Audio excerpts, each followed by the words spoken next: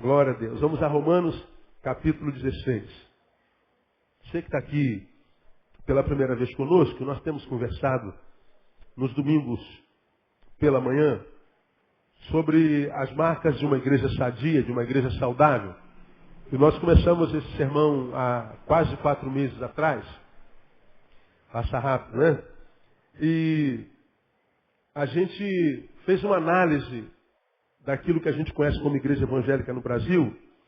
E mostramos algumas realidades existenciais dessa igreja, algumas práticas litúrgicas dessa igreja, que muitas vezes promove mais medo na gente do que revela o Espírito Santo àqueles que nele congregam. E depois que mostramos algumas patologias práticas, né, incontestáveis, nós propusemos ministrar aos irmãos, de uma forma muito simples, o que nós entendemos como sendo uma igreja saudável. Quais são as marcas de uma igreja saudável? Nós temos tantas igrejas no Brasil e no mundo, e cada uma tem uma característica. Você sabe, uma fala mal da outra. Não há nada no mundo mais dividido do que a igreja evangélica, né? A igreja evangélica, ela é tida como co-irmã, mas ela mais compete uma com a outra do que trabalha coercitivamente, né? Então, em função dessa divisão, a Bíblia diz que um povo dividido não pode prevalecer. Em função dessa divisão, a igreja ela tem pouco impacto na cidade. Ela tem pouco impacto na nação. Nós, infelizmente, não somos um povo respeitado. Nós não temos voz na mídia. Nós não somos consultados enquanto liderança evangélica pelos governantes. E isso não é porque existe simplesmente preconceito. Preconceito tem em todas as áreas. Quanto o catolicismo, como contra o espiritismo, quanto o protestantismo, contra o homossexual, contra toda minoria há preconceito. Mas, no meu entender, essa falta de respeito que existe para conosco tem a ver por causa da postura do nosso povo no caminho. Toda vez que, quase que sempre, um grupo de pastores pede audiência com o prefeito da cidade, diz que vai para orar, mas na verdade vai para pedir alguma coisa. Chega nas campanhas políticas, a gente vê os pastores colocando político no púlpito, e púlpito não é lugar de político, e coloca no púlpito, apresenta e depois pega um caminhão de areia e 10 sacos de cimento. Então a gente não pode ter respeito quando a gente se mobiliza para mostrar não uma igreja pensante que tem propostas evangelicais do evangelho, né, do reino para mudar a cidade, mas ao contrário a gente se reúne para pedir, um grupo pidão. Então nós mostramos algumas marcas da igreja no Brasil e depois propusemos, a partir de Romanos capítulo 16, alguns exemplos dessa igreja de Roma, que na minha concepção, de todas as igrejas que Paulo fundou, né, e para as quais ele escreveu uma carta, de todas elas, essa é a igreja inquestionavelmente mais saudável do Novo Testamento, tendo a igreja de Corinto como o oposto disso, não é? Mas a igreja de Roma é uma igreja de Cristo, e a igreja de Corinto, a despeito da sua carnalidade toda, Paulo começa dizendo que aquela carta era carta para a igreja de Deus que estava na cidade de Corinto. Uma igreja cheia de defeitos, problemas, pecados, mas Paulo começa dizendo, é uma igreja de Deus. Portanto, ser de Deus não significa dizer que a gente vai ser perfeito. Mas algumas marcas da igreja saudável, a gente tira de Romanos capítulo 16, e nós já aprendemos que, primeiro, uma igreja saudável é aberta e generosa. Versículos 1 e 2, Paulo pede para que a igreja de Roma receba uma irmã que era da igreja de Sencreia, e não só a receba, mas a ajude. Então a igreja é uma igreja que recebe bem as pessoas, portanto não é preconceituosa em nome da sua religião, e é uma igreja que não só recebe, mas trata bem. É uma igreja que é bênção na sua comunidade. Presta serviço. Não é uma igreja que só tira do bolso do povo.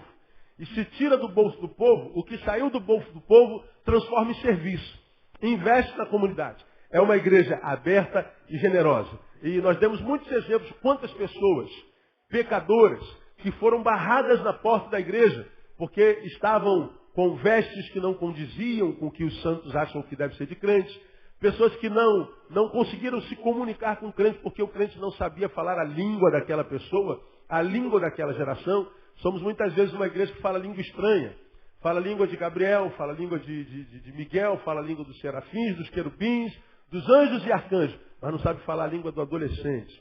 Não sabe falar a linguagem que os adolescentes usam no Orkut, que é uma língua estranha, não é?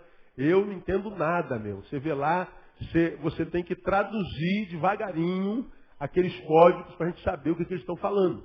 Né? O não no computador vira profeta. Não é verdade? Quando é que o não vira profeta? Quando é para comunicar-se no computador. Primeira vez que eu recebi um e-mail escrito não, e não escrito na era de uma professora pós-graduada e formada em quê? Letras, português. E ela me manda um e-mail escrito na Eu falei, de onde é que essa mulher se formou, cara? Se formou? Que na é essa que ela está aí? Mas é a linguagem, são os códigos, né? E em função dessa linguagem, nosso português, né? Vai se ferrando. Glória a Deus tem misericórdia. A igreja precisa aprender a falar em línguas, a língua das gerações para as quais ela foi chamada a pregar. Felizmente, a igreja evangélica, a ramificação da igreja evangélica no Brasil, diz que um homem cheio do Espírito Santo fala língua estranha. Pois é, a gente fica falando língua estranha aqui dentro e não consegue falar nenhuma língua aqui do lado de fora. Fica aquela igrejinha medíocre, que sempre foi a vida inteira. E que não consegue abençoar a cidade de jeito nenhum. Mas eles acham que estão cheios do poder, cheios da unção, cheios do sapato de fogo, varão de fogo, espada de fogo, bola de fogo, tudo de fogo. Mas não queima nada. Não queima nada. Sino que resine. Porque o pai que sabe falar a língua dos anjos, serafim, mas não sabe falar a língua dos adolescentes. Os filhos deles estão fora da igreja. É o filho cheio do fogo que fala a língua dos anjos, serafins, querubins, mas não sabe falar a linguagem dos pais. Na igreja ele é uma bênção, em casa ele é uma desgraça. E essa é uma grande realidade.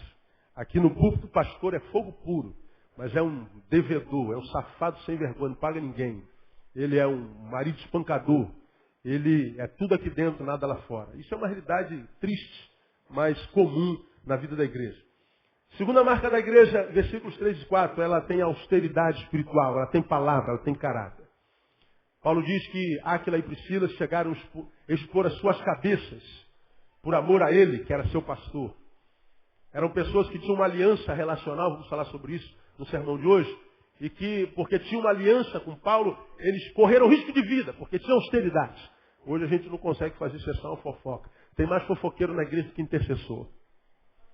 Se a gente tivesse tanto intercessor na igreja quanto tem fofoqueiro, essa igreja tinha colocado o país de cabeça para cima. Amém ou não, igreja? Duvido que o diabo ainda passeava nesse país. Ele tinha que procurar outro lugar para passear, se nós tivéssemos tanto intercessores como temos fofoqueiro. Hoje não, hoje não vem ninguém. Tem algum fofoqueiro aqui? Eles não vieram, eles nunca estão aí quando a gente prega um negócio desse. Por isso que não adianta nada, a gente prega, mas eles não ouvem, eles nunca vêm. Terceiro, a igreja saudável, ela tem visão ampla do reino de Cristo. Versículos 1, 2 e 4, diz que as igrejas tinham informação uma da outra. Elas se preocupavam umas com as outras. O reino de Deus daquelas igrejas era reino de Deus e não reino denominacional. Hoje o reino não é de Deus, o reino é da denominação. De modo que os batistas não estão nem aí para o que acontece na Assembleia de Deus. Morram os assembleanos. Os assembleanos não estão nem aí para o que acontece entre os metodistas. Se dane os metodistas. Os metodistas não estão nem aí para o convite da igreja presbiteriana. Eles trabalham um trabalho presbiteriano, não tem nada a ver com a gente é metodista. E aí, quando a gente sai para evangelizar, a gente não sai para ganhar almas para o reino. A gente sai para ganhar almas para a nossa igreja local, para a nossa denominação. E a gente tem um trabalho geral e diz assim, como é que a gente vai lá, pastor? A gente vai evangelizar, por exemplo, lá na Praça Tiradentes, a trupe da graça está lá na Praça Tiradentes, fazendo evangelismo, convoca. Eu vou lá para quê, pastor? Vou lá. A gente vai ganhar gente lá para Jesus. Aquele pessoal que vai se converter lá na Tiradentes vai vir para a nossa igreja? Não, então não vou lá. A gente não vai converter ninguém para a nossa igreja local, então vamos para o inferno todo mundo. A gente criou os reinos denominacionais. E o reino de Deus é só um detalhe. A gente só não tem coragem de falar isso, né, irmão? A gente só não tem coragem de falar isso. O crescimento da igreja do vizinho é uma desgraça para nós. E a gente vê a igreja crescendo do outro, a gente mete o pau na igreja do outro, diz que é por causa disso, por causa daquilo, por causa disso, por causa daquilo. Nós somos horríveis. Para aguentar esse povo, só o Deus dele, porque gostar de crente, só Jesus, irmão. Não é fácil, não. Quarta marca da igreja é uma igreja com história. Você vai lá no versículo 5, saudai também a igreja que está na casa dele, saudai Epêneto, meu amado, que é primícias da asa de Cristo, ou seja, está em Cristo antes de nós. Paulo está falando daquele pessoal que ajudou a escrever uma história de vitória e que essa história chegou até ele e ele está transmitindo essa história. A igreja saudável é uma igreja com história. E nós pregamos naquela manhã, infelizmente. A história da igreja evangélica no Brasil, a origem da igreja que é evangélica é quase diabólica, porque nós aprendemos que a igreja evangélica no Brasil não cresce por estratégia missionária, cresce sempre por divisão interna. A igreja evangélica é produto de rebelião. O pastor está aqui comigo há alguns anos, acha que agora ele sabe mais do que eu, tem um chamado maior do que o meu, tem uma unção maior do que a minha. E ele diz assim, pastor, ó, Deus está me chamando para abrir uma igreja, um ministério específico. Ele vai e abre, mas abre com as minhas ovelhas. E diz que é o Espírito Santo que o conduziu. É sempre assim que nasce a igreja evangélica. Cada 10, 9 nasce assim. Uma rebelião interna que faz nascer uma igreja do lado. Foi a mesma coisa que o diabo fez quando se tornou diabo. Rebelião. Uma igreja que nasce em rebelião tem o seu alicerce apodrecido. Porque o alicerce apodrecido, o prédio, muitas vezes não significa nada. Nada, nada, nada. A história da igreja é triste. Né? Quinto, nós aprendemos que uma igreja saudável é uma igreja serva. Paulo, no versículo 3, 9 e 12, fala dos cooperadores que trabalhavam com ele. Então, uma igreja que não serve para Deus. Ela é só ajuntamento solene. E ajuntamento solene, a Bíblia diz que Deus rejeita pela boca de Amós e pela boca de Isaías. Né? Infelizmente, a maioria da igreja evangélica no Brasil é eventual. A gente vai vivendo de evento em evento, evento em evento. E todo evento vem com o mesmo slogan. Tua vida nunca mais será a mesma depois desse evento. Tua vida vai mudar nesse evento. E a gente vai de evento em evento, esperando que a vida mude mesmo, e a gente sai do evento da mesma forma. E a gente acha que o evento foi uma bênção porque juntou muita gente. Agora, põe no número e na prática e pergunte quantas pessoas essa gente que encheu aquele evento abençoou depois do evento. Aquele sal que veio para o saleiro, onde foi o evento, ao sair do saleiro abençoou quantas pessoas? Pouca gente. Então o evento foi um fracasso. Evento pelo evento não adianta nada. Hoje, nesses minutos que nos sobram, eu quero falar sobre a sexta marca, que é a antepenúltima, falta só mais essa e mais duas, marcas de uma igreja saudável a partir da visão do apóstolo São Paulo. Vamos ao versículo 16, capítulo 16, versículo 16. Saudai-vos uns aos outros com, leiam para mim, ósculo santo. Todas as igrejas de Cristo, o quê? Vos saúdo. Paulo está dando uma ordem para a igreja de Roma. Saudai-vos uns aos outros com o quê? Ósculo santo. O que é ósculo? Beijo. Quem gosta de oscular aí? Quase todo mundo gosta de ósculo. Né? A gente gosta de um ósculo. Né? Tem gente que oscula o tempo todo. Tem gente que oscula até no culto. A gente está aqui pregando, o miserável está osculando a namorada dele lá. Né? Nem presta atenção na mensagem, nem permite que ela preste atenção também. Né? Cada ósculo. Ou se ele não oscula, ele está preparando a carne para oscular depois do culto. Né? O ósculo, o beijo, simboliza o quê? A quem é que a gente beija? Quando é que a gente beija uma pessoa? Digam para mim. Quando a gente gosta, quando a gente ama.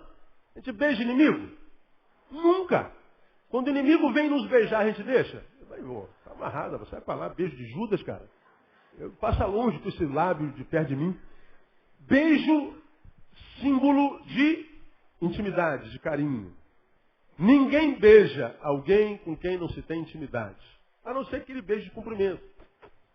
E é interessante o Brasil é tamanho continental, a gente tem viajado esse país todo, a gente passa muita vergonha com esse negócio de beijo de cumprimento. A gente vai, por exemplo, no Rio de Janeiro, você vai cumprimentar alguém, é muito prazer, você vai beijar uma pessoa no cumprimento. Como é que a gente faz? Vem cá você. Vem cá você, vem cá. Vocês vão se conhecer. Se conheceram, minha irmã, muito prazer, essa aqui é fulano de tal. Tá bom, pode sentar, obrigado. Quantos beijos elas deram? 2. No Rio de Janeiro, 2 beijos. Sempre. Aí tu vai para o sul. Ô, muito prazer, você quer o pastor André, o pastor Neil? A gente vai dar um beijo e ele tira a cara e a gente fica com a cara no vácuo, né? Aí, aqui é um beijo só, né? É verdade. A gente vai para algumas áreas do Nordeste, muito prazer, a gente dá 1 e fica pensando, será que é 2, se é 1? Aí a gente dá 2 e tira. Quem fica com a cara no vácuo é ele, porque lá são 3. Sempre que a gente viaja, a gente passa vergonha. Não tem jeito. A cara fica no vácuo. Eu prefiro não beijar ninguém. Que é não passar essa vergonha. Mas tem gente que puxa, né? Ô, pastor, prazer e tal. A priori eu estico a mão, prazer, Deus abençoe e tal. A gente tem que estar lembrando quantos beijos são. Esse beijo de cumprimento a gente beija quem não conhece. Agora, o ósculo do qual Paulo fala aqui, saudai-vos uns aos outros com ósculo, isso aqui é mandamento para a igreja de Roma. Ele não está dizendo aqui, ó, quando vocês tiverem oportunidade, osculem um ao outro. Não. Agora, pastor, então a gente vai começar a se beijar a partir de hoje? Doutrina nova? Não, de jeito nenhum, não é isso que eu estou falando. Há lugares que tem isso, mas não é o que eu estou querendo dizer aqui a vocês nessa manhã. Quando a gente pensa em igreja, a gente imagina templo, banco, púlpito, caixa de som, bateria. Então, quando a gente lê a palavra e fala sobre a igreja que está aqui, a igreja que está ali, consciente ou inconscientemente, a gente pensa na igreja local, num lugar como esse aqui, que tem essa parafernália aqui, essa estrutura física. Mas quando Paulo escreve a igreja de Roma, como qualquer outra, se reunia nas casas. Era uma igreja com núcleos de vida. Estava reunida ainda nas casas das pessoas. Então, quando a gente ia à igreja, a gente estava indo para a casa do Flavão e da Wanda. Vai para a igreja hoje, ô Flavão, vou. Hoje o culto é lá na casa da Regina. E a gente estava indo para a igreja que estava na casa da Regina, estava na casa do Marcos. Então, quando a gente ia para a igreja nos lares, Paulo está dizendo assim, ó, vocês precisam se saudar com ósculo. Mudar o S do lugar, muda a palavra, né? Com beijo santo. Beijo santo. Esse beijo do qual Paulo fala, no princípio fazia parte da liturgia mesmo. Tinha um momento do beijo. Agora, o beijo não é o beijo com essa visão erotizada que a gente tem hoje. Quando Paulo diz que eles tinham que se beijar, o beijo era o símbolo da intimidade. Intimidade que só vem pelo relacionamento. Ninguém tem intimidade com quem não se relaciona. O relacionamento, se constante, produz intimidade. Quando Paulo diz que a gente tinha que se beijar, que o povo tinha que se beijar, Paulo está dizendo que vocês têm que se relacionar. Vocês têm que se relacionar ao ponto de se tornarem íntimos. Vocês precisam ter relacionamento, de modo que Paulo, quando diz sobre o ósculo, ele faz alusão à relação interpessoal. Vivam um relacionamento de tal forma saudável que vocês possam se beijar mutuamente com um beijo que seja produto do carinho que vocês construíram uns pelos outros nesse relacionamento de comunhão, comunal. Então o beijo é símbolo de carinho, de intimidade e de relacionamento. Portanto, uma outra marca da igreja saudável é que essa igreja ela é plena de relações interpessoais. Troca de relações vitais. E quando Paulo fala sobre beijo, ele fala exatamente sobre isso. Quando a igreja começou a reunir-se nas sinagogas e em alguns lugares do caminho, esse beijo já não era mais parte da liturgia. Ele acontecia na ceia. Mas ele estava lá. Símbolo do carinho e símbolo da intimidade. Essa igreja de Roma era uma igreja saudável porque ela era plena de relações interpessoais. Era uma igreja muito gentil, uma igreja muito hospitaleira, uma igreja acolhedora, uma igreja que espraiava, que exalava carinho e afeto entre eles. Não foi à toa que Paulo, quando envia Febe, aquela diaconisa de Cencreia, para alguma igreja para receber ajuda, ele envia para Roma. Ele poderia ter enviado para algumas outras igrejas que ele mesmo plantou e para quem ele escreveu carta. Tessalônica, Filipos, Colossos, Corinto. Ele podia enviar para qualquer igreja. Mas ele escolheu enviar para Roma por quê? Porque ele sabia que a igreja de Roma era uma igreja que gente tratava a gente como gente tinha que ser tratada. A igreja de Roma não era uma igreja cheia de religiosidade, que quando olhava para a gente, via o exterior e pensava logo no cumprimento da saia dela. Uma igreja que olhava para a gente, se preocupava logo com o que ela carregava na orelha. Queria saber qual era a doutrina dela. Uma igreja que olhava para a gente, queria saber o que ela parecia ser e não o que ela era. Era uma igreja que olhava para a gente e não olhava o que ela era, olhava como ela se comportava, como ela falava, como ela agia. Paulo sabia que podia mandar Febe para lá, porque a igreja de Roma era uma igreja amorável, uma igreja cheia de amor. E eles se tratavam assim, amavelmente. Quer ver uma coisa? Veja o versículo 5. Saudai também a igreja que está na casa deles. Saudai a Epêneto, leia para mim. Meu amado. Meu amado. Vamos ao versículo 8. Saudai a Ampliato, leia para mim. Meu amado no Senhor, em algumas versões, meu amigo, meu dileto amigo no Senhor. Veja o versículo 9. Saudai a Urbano, nosso cooperador em Cristo, e a Estax, leia. Meu amado. Versículo 12. Saudai a Trifena e a Trifosa, que trabalham no Senhor. Saudai a amada Pérside, que muito trabalhou no Senhor. Fala da comunhão que gerava trabalho. Paulo mostra muito carinho, muito afeto, muito amor pela igreja de Roma, e a igreja de Roma retribuía esse amor. Era um jorrar de gentilezas. E você percebe uma coisa muito interessante nesse texto. E eu quero me permitir a ler mais uma vez esse texto. Eu queria que você prestasse atenção nos nomes dos membros dessa igreja. Ok? Vamos começar do 8. Não, do 7. Saudai Andrônico e Júnias, meus parentes. 8. Saudai a Ampliato, meu amado. 9. Saudai a Urbano e a Estaques. Saudai a Apeles. Saudai aos da casa de Aristóbulo. Saudai Herodião. Saudai os da casa de Narciso. Saudai a Trifena e a Trifosa. Saudai a Pérside. Saudai a Rufo. Saudai a Assíncrito, Flegonte, Hermes, Patrobas, Hermas. Saudai a Filólogo, Júlia, Nereu, a Olimpas, todos santos. Saudai uns aos outros com órgão santo. Veja, os nomes são horríveis. Imagina, você que está grávida tem um par de filhas. Qual é o nome, irmã? Trifena e Trifosa. Você está grávida, quer um nome bíblico, aí o Senhor vai te revelar. Você pega a Bíblia e abre e aponta um dedo. Patrobas. Ô, Patinho, vem cá. O apelido dele vai ser Patinho na escola. Patrobras. Aristóbulo. Flegonte.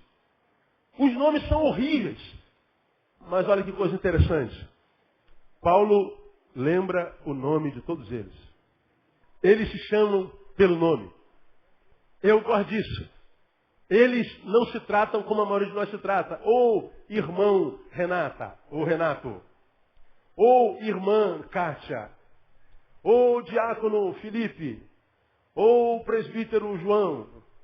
Ou pastor fulano de tal. Ou bispo primaz. Ou apóstolo. Ou patriarca. Ou Jesus II Cláudio.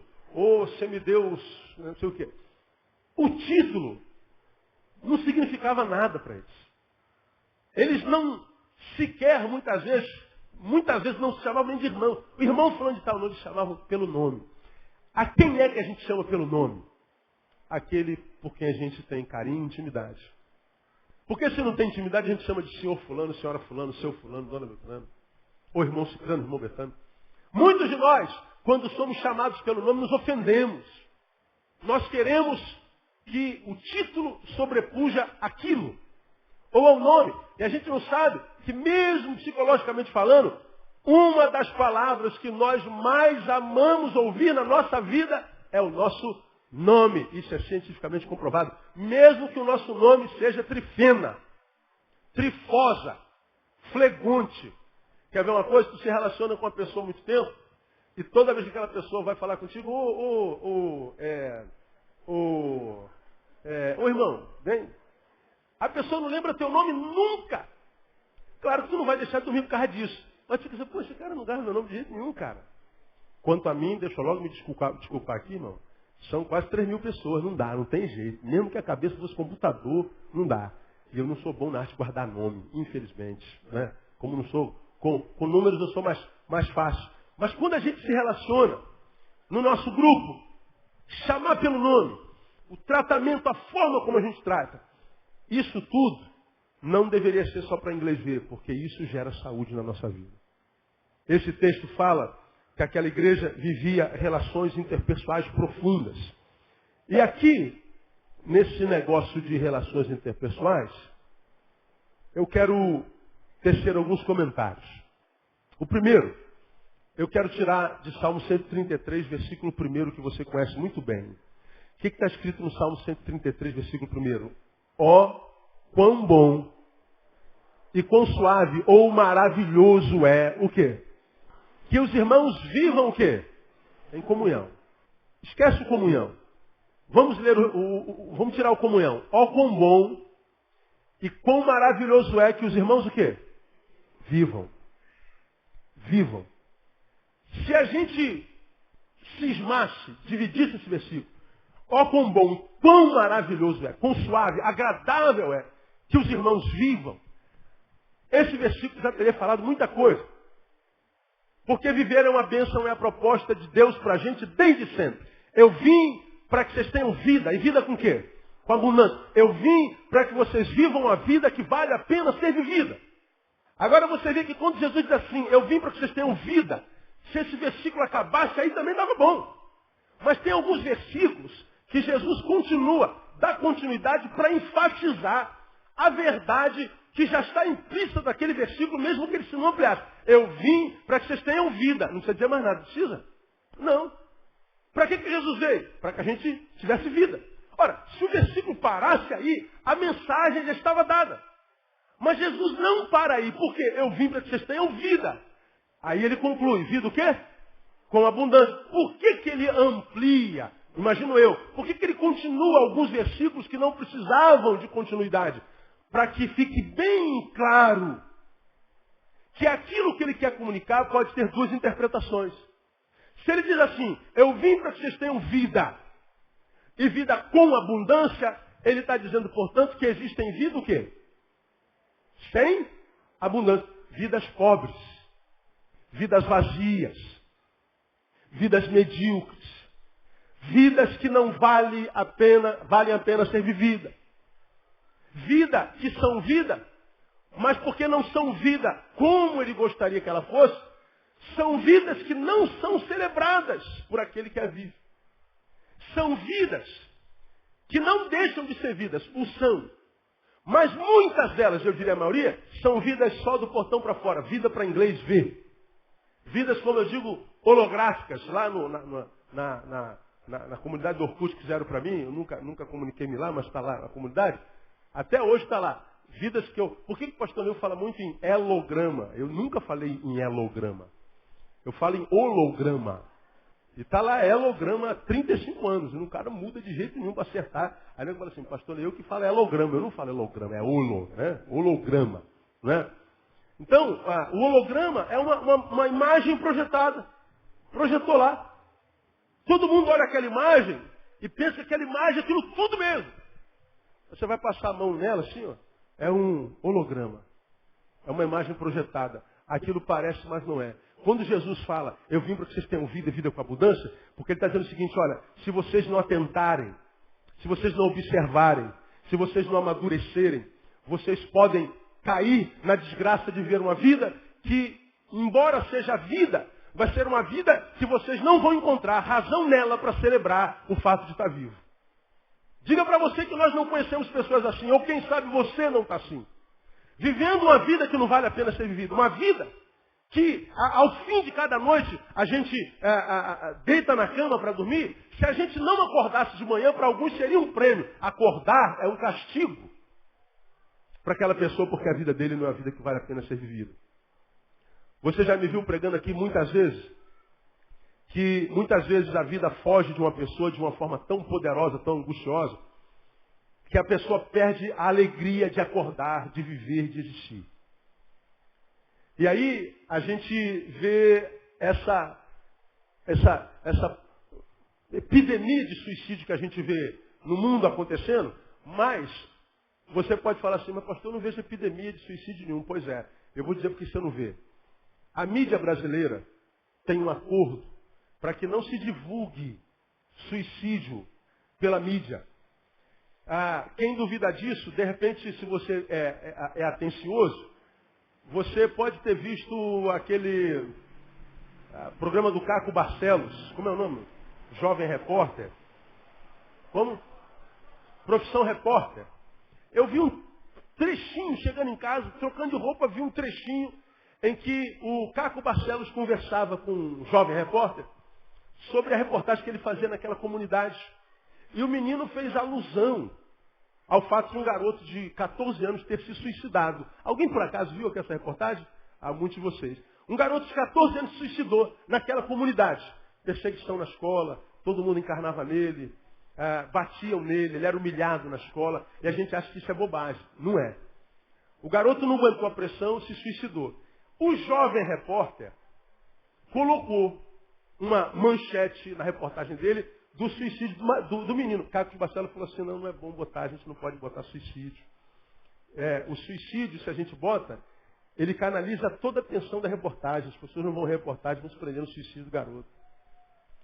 E não sei se você reparou, diz Caco Barcelos, a gente não costuma divulgar suicídio, nós temos um acordo, a gente não pode divulgar suicídio. O menino perguntou por quê? Porque se a gente começar a divulgar suicídio, me digam vocês, o que vai acontecer nessa nação? Vai vir uma gama de suicídio, um incentivando o outro, incentivando o outro, incentivando o outro. Por que a gente não ouve falar de suicídio na televisão? Você que está aqui é de exército. Faça uma pesquisa de suicídio nas Forças Armadas. E depois leia a tua pesquisa para você ver como você vai ficar estupefato. Você que está aqui, entra no Google e joga lá quantos suicídios aconteceram entre 2001 e 2010 e 2009, na década de 2000, no Brasil, na faixa etária, entre 15 e 25 anos. Você vai ver por que nós vivemos uma epidemia que não é divulgada, mas que não deixa de ser epidemia por causa disso.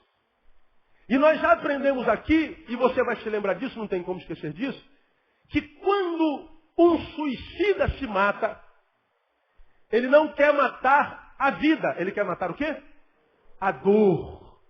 Ele quer matar o vazio. Ele quer matar a vida sem vida. O suicídio não é um grito de desejo pela morte. Não, ao contrário. O suicídio é um grito de desejo pela vida. O suicida não quer morrer. O suicida quer viver. Eu quero tanto viver, tanto viver, tanto viver, mas não consigo. Porque não consigo viver, eu prefiro morrer. Essa realidade revela o que você já aprendeu aqui, que pior do que a morte é a ausência da vida. Jesus disse que veio para que nós tivéssemos vida e vida com abundância. O que Jesus está falando é que nós temos que ter cuidado com a vida sem vida. Com a vida pela qual a vida não passa. Com o perigo de nascer e morrer sem ter vivido. E ele está falando que isso é uma possibilidade na vida de qualquer um de nós. E isso é uma realidade dentro da igreja. Isso é uma realidade em cima dos púlpitos. Isso é uma realidade na humanidade. Crentes fazem parte da humanidade. E muitas vezes o discurso de vitória, de restituição, de maior o que está em nós do que está no mundo, 1000 cairão ao nosso lado, 10 à direita, isso tudo é ufanismo, muitas vezes. Mas que não acontece concretamente na vida de muita gente que imagina ser de Deus. Muita gente que acha que porque troca de religião, vem para o evangelho ou para o evangelicalismo, acha que está vacinado contra as dores da humanidade. Não está. E muitas vezes com o evangelicalismo se decepciona e muitas vezes se torna pior do que antes de ter aceitado Jesus. Ou ter aceito a Jesus. Jesus está falando do perigo da não-vida. É disso que ele está falando. Ora, quando a gente entende isso, a gente entende, então, Salmo 136, versículo 1. Ó, quão bom, quão maravilhoso, quão agradável, quão suave é que os irmãos vivam em união, comunhão. Que os irmãos vivam. Poderia terminar aí. Não poderia? Mas não, ele continua. Vivam em união, em comunhão. Ele está dizendo que só é agradável, só é maravilhoso, só é suave a vida ser vivida se for em comunhão. Se for desenvolvendo relações interpessoais. Se for a troca de experiências vitais de vida. Porque se for só no âmbito da religiosidade, do abuso do poder, do controle, a gente está aqui para controlar a vida dos outros, controlar a altura da saia, controlar o tipo de cabelo, controlar que tipo de gravata usa, controlar comportamento, construirmos um clubinho evangélico e dizer aqui tem disciplina, aqui tem ordem. Então a pessoa vem para cá, se comporta aqui dentro com aquela ordem toda. Mas quando sai daqui e vai se encontrar com os dilemas da vida, a vida não quer saber se ele está de gravata ou se ele está pelado. A depressão não quer saber se ele está com o cabelo rapado ou se ele está cabeludo com rabo de cavalo. A depressão simplesmente esmaga. Porque não é o que a gente faz, é o que a gente é. No que a gente se torna. No Senhor. Que faz a vida valer a pena. Não é o meu comportamento dentro das quatro paredes. Por isso que dificilmente eu prego para aquele que está sentado aqui no meio dessa multidão me ouvindo. Porque Deus não se relaciona com esse ser que nós somos aqui dentro. Você já aprendeu que Deus se relaciona com aquele ser que nós somos quando não tem ninguém olhando para trás. Aquele cabra que você é quando está sozinho. Aquela mulher que você é quando está sozinho. Quando não tem ninguém olhando para você. É com esse que Deus se relaciona. E quando a gente entende isso, a gente vai descobrir, portanto, que Deus não é injusto, não. A gente muitas vezes questiona a bondade de Deus porque tem um irmão no nosso meio que está sofrendo tanto, tadinho. E sentado do lado dele tem um irmão na mesma igreja que está sendo abençoado tanto, que bênção. E por que Deus abençoa um e não abençoa outro? Por que um é tão feliz, outro é tão miserável? Por que um Deus prospera, outro Deus parece que empobrece? Deus não tem nada a ver com isso. O que a gente planta, a gente colhe. Deus não tem filhos prediletos. Deus não ama mais a ele do que a ela. Deus não ama mais o pastor do que o introdutor. Deus não ama mais o presidente da igreja do que a irmã que trabalha na cantina. Para Deus nós somos todos iguais. Ele nos ama igualzinho. E como pai, não coloca filho no mundo para perder. Agora, se o filho não anda em obediência, Deus não precisa nem castigar, porque os nossos frutos serão o nosso algoz. Agora, quando a gente olha para a igreja de Roma, nós vemos uma igreja plena de relações interpessoais. E uma igreja saudável, ela é plena de relações interpessoais. Agora, quando a gente fala de relações interpessoais, irmãos, a gente fala de relações entre. Relações interpessoais não é lembrar ao outro o que ele recusou a fazer por mim. Relação interpessoal não é jogar na cara dele o que ele deveria ter feito e não fez. Relação interpessoal não é lembrar os de fora o que os de dentro deveriam fazer a meu favor e não fizeram. A gente se encontra com um monte de crentes que resolveu viver sozinho, resolveu ir embora, resolveu abdicar da comunhão, não conseguiu nada na presença de Deus, e aí quer justificar o fato de não ter conseguido culpando sempre alguém. Eu falo muito sobre isso aqui.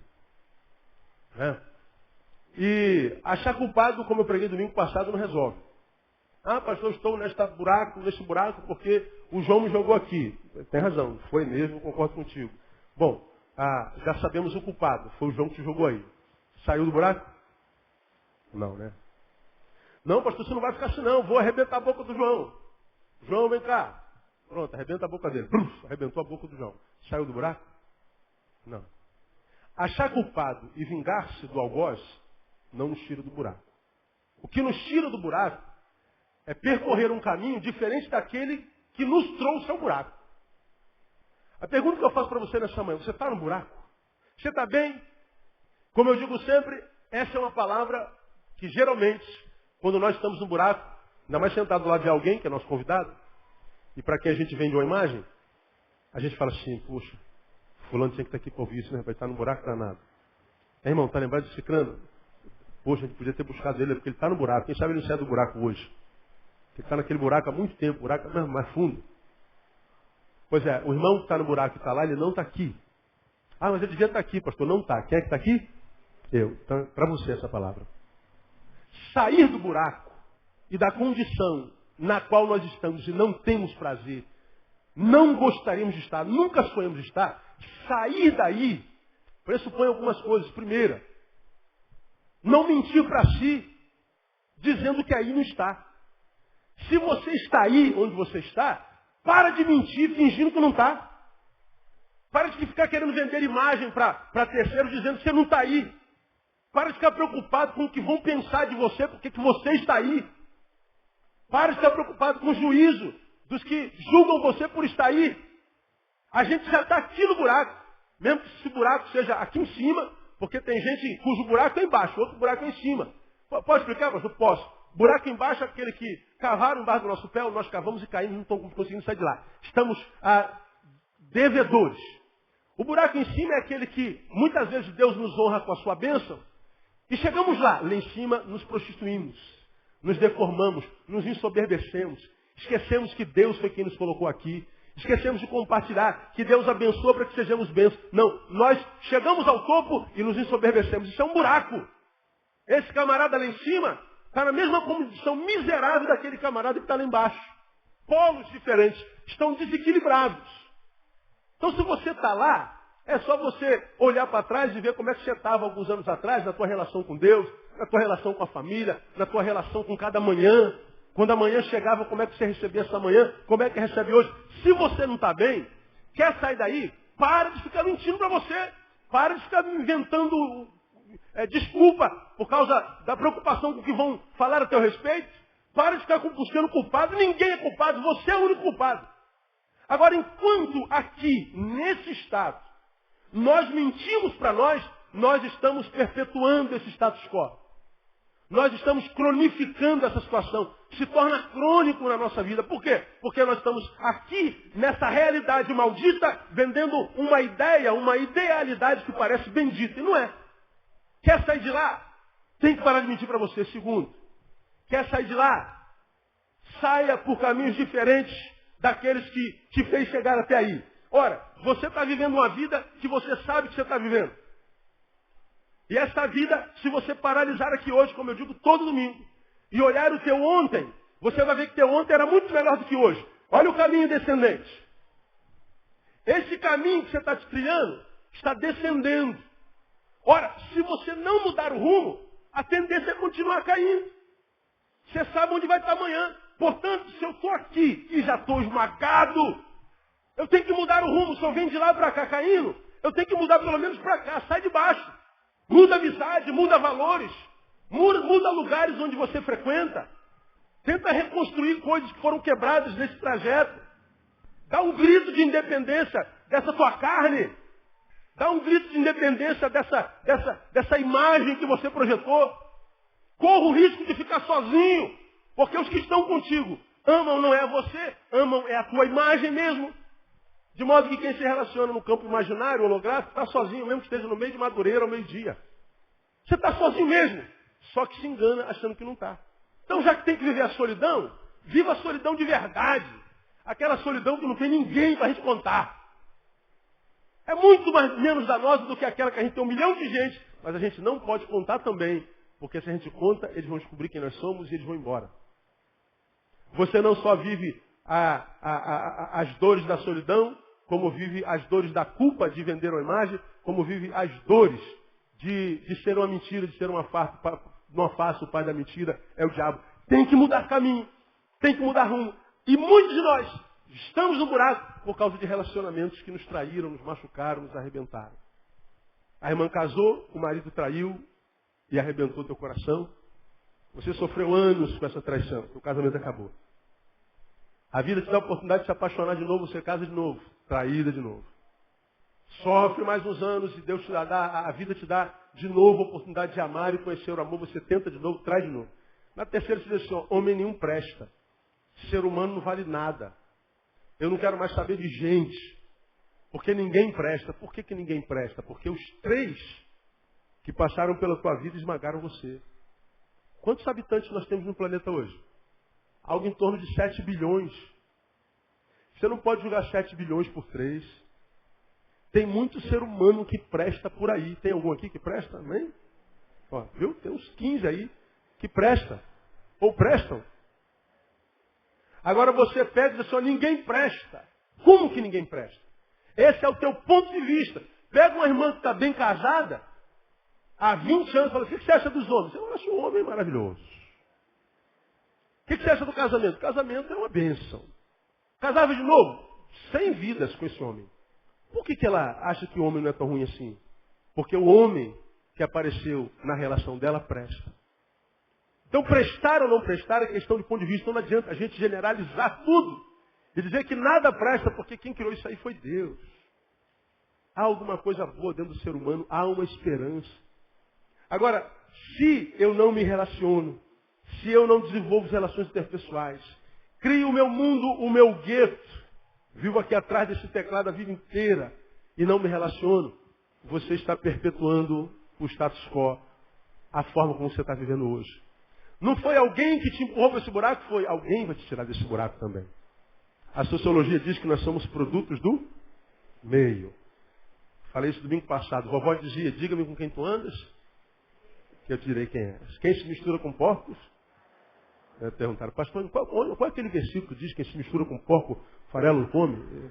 Eu falei, é Neil capítulo 3, versículo 2.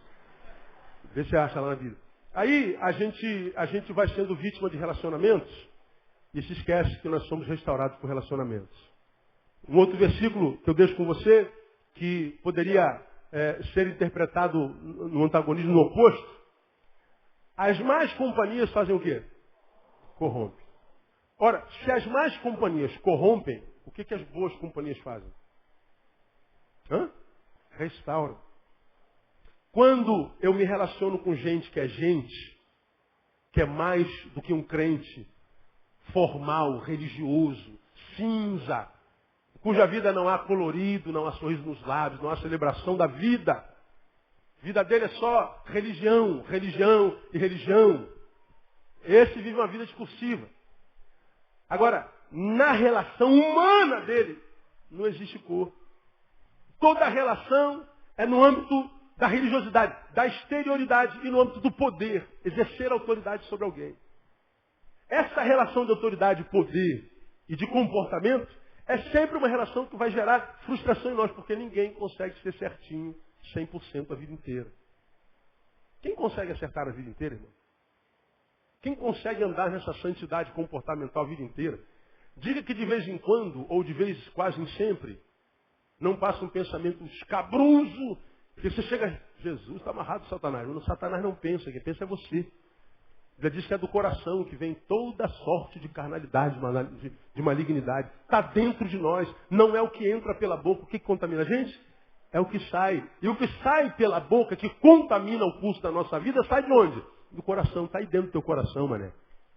Então andar no comportamentalismo o tempo inteiro. Temos que nos comportar, temos que vigiar. Agora, só comportamento não gera vida na vida de ninguém. O que gera vida na vida de alguém é o relacionamento. Se relacionar com gente viva. Se relacionar com gente cujo senso de valores é saudável. Busca primeiro o reino de Deus e a sua justiça. E as coisas Deus acrescenta, não esquenta a cabeça com isso. É alguém que não está preocupado com aparência nem com aceitação pública. É gente que não se deforma, não se amputa para ser aceito pela coletividade. Se me amar, me ama como eu sou. Se não me ama como eu sou, não precisa me amar, porque o teu amor não vai ser amor mesmo. E a gente vai se amputando, se deformando, para ser aceito, para não viver solidão. É aceito enquanto imagem, mas continua só. Agora, quando você é amado pelo que você é, você vai ter 2, 3, 4 amigos. Se tiver 4, meu irmão, faz um culto em ação de graça, convida todos os colegas, porque você já tem amigo demais. Conhecidos nós temos muitos, colegas 1 bilhão, mas amigos são poucos. Poucos. Na igreja a gente se chama por irmão, né? Todo mundo é ou irmão para cá, irmão para lá. A gente chama todo mundo de irmão. Você chama todo mundo de amigo na igreja? Dá para chamar? Dá para confiar em todo mundo na igreja? Quero dar a oportunidade de você contar alguma dor que você viveu com o marido. Vem cá contar teu problema com o marido essa semana. Você conta aqui, amanhã está no jornal o Globo, na primeira página. Sabe por quê? Porque esse irmão que está sentado do teu lado não presta. Lembrando que você está sentado lá de alguém. Eu estou em pé, né? Eu estou em pé. Então, eu sou o que menos presto, né? Pois é. A gente acredita que é isso tudo mesmo, não somos, irmãos. Eu preciso de vocês precisam de mim, nós precisamos uns dos outros. Agora, lembrar que relação interpessoal não é lembrar o outro que ele deveria ter feito por mim, não. Fiz, eu me entristeci com você. Pois é, ele não fez o que você queria que ele fizesse. Você faz o quê por quem? Pastor, eu estou 1 mês sem vir à igreja, ninguém me visitou. Quando você estava na igreja, visitou quem? Eu vim para a igreja não fez nada por mim. Você fez o quê para a igreja?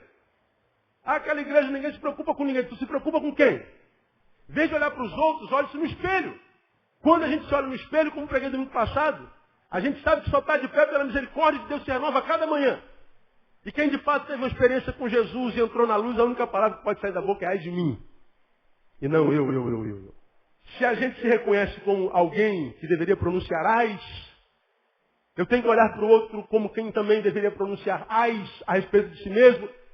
E nós dois que somos algozes na vida de alguém, devemos nos proteger, nos autocurar, ser solidário.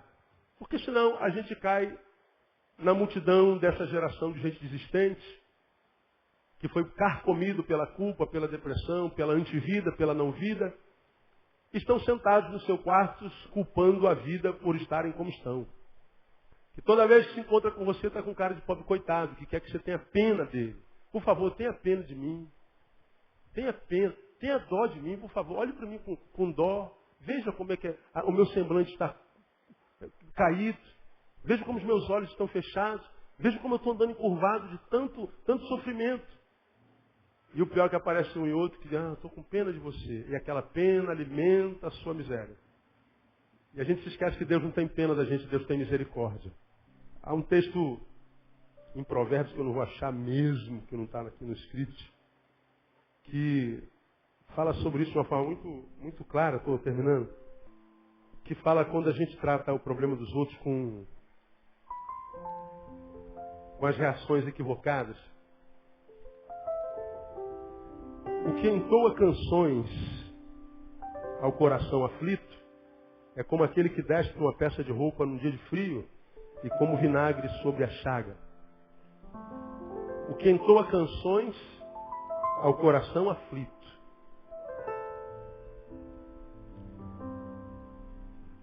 O que é entoar canções para quem está aflito? Ei, cara, fica triste, não se alegra, vamos lá, vamos cantar. Não.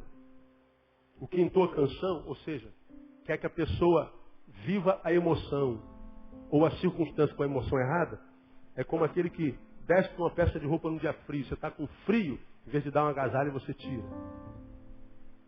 É como vinagre sobre a chaga. Queima, mas não cura. Quando você vê uma pessoa que está ali morrendo de pena de si, você não pode alimentar a pena dela. Você tem que ter misericórdia, mas tem que liberar a palavra de graça. Você não pode ter pena de você. Você tem que acreditar na misericórdia de Deus. Buscar culpado não adianta. Você tem que reagir. Se ele não te amou e foi embora, ame-se a si mesmo, você. Se ela te traiu, não se traia. Porque, como diz Augusto Cury, quando nós somos abandonados por alguém que nos amava, ainda há esperança. Mas quando nós nos abandonamos, não há mais esperança. Teu marido te abandonou e você fez o que consigo? Não se abandonou à própria sorte? Não se entregou à escuridão do teu quarto? Não entregou o teu coração à amargura? Não fica vivendo, esperando que ele morra? Ora, ele te abandonou, o teu amigo te traiu, e você está fazendo o que consigo? Logo, você não é pior do que ele. Você fala, mas pastor, isso é verdade, mas não pode ser dito nada, podemos contra a verdade, senão a favor da verdade. Precisamos ser o povo da verdade, dizer a verdade em amor, mas dizer a verdade. Porque senão, é verdade, aquele homem não presta, ele não te merecia, você tem razão de estar assim, você tem razão de se amargurar, você tem razão de estar infeliz, você tem razão de estar em depressão, você tem razão de ter se entregado, de ter se entregue, você tem razão de estar assim miserável. Existe uma razão, não se sente culpado não, você tem razão de estar assim. Domingo passado eu falei sobre José. José foi traído pelos irmãos que morriam de inveja dele. Foi jogado num bueiro para morrer, depois podiam ter lucro com isso, tiraram de lá, o venderam e mandou embora. Nosso irmão morreu, sumiu. E o pai acreditou nisso por causa da malignidade de seus irmãos invejosos. A inveja deforma aquele que é vítima dela. Anos e anos se passaram, se encontraram lá no Egito, o cara era governador. José olha para os irmãos, a priori dá vontade de puni-lo, mas depois ele reconsidera e os abençoa. Eu falei domingo passado, José foi um filho caçula traído pelos irmãos, 11. Foi um filho que poderia ter imaginado que o pai o abandonou porque o pai não correu atrás, porque ele não sabia a história que os irmãos contaram para ele. Foi um menino que foi vendido como escravo e viveu uma vida miserável. Quando pensou que estava melhorando, a mulher de Faraó mente contra ele, é preso, volta para a miserável vida. De modo que José tinha toda a razão para ser um homem amargurado, para ser um homem cheio de rancor. José tinha toda a razão de ser um homem empedernido. O que José fez? José lutou contra a razão e escolheu amar e viver. José, você tem razão de ser amargurado. Pois eu abro mão dessa razão. Eu vou remar contra essa razão. Eu tenho razão de estar assim como eu estou. Tem. Mas você pode lutar contra essa razão e voltar a viver, porque só tem uma vida para viver. Não tem duas.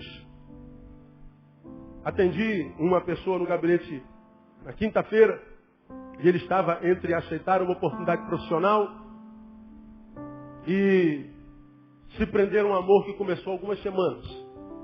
E ele está num processo de divórcio.